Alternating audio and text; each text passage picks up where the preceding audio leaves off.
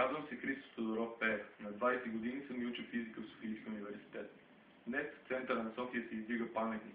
На този паметник пише: на Съветската армия освободителка от признателния български народ. Той е построен през 1954 година и се отнася за събитията 10 години по-рано. За някои той е символ на антифашизма, за други неотменима част от нашата история.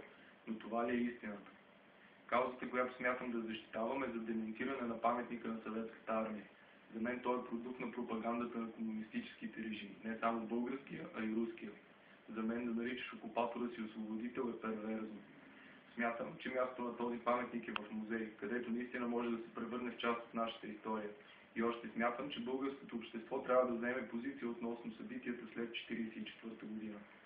Защото Народният съд е факт и все още има хора, които помнят жертвите, а те не трябва да бъдат забравени. Но вместо паметна плоча в тяхна чест, днес в центъра на столицата ни се издига лъжепаметник на чужденец с оръжие в ръка.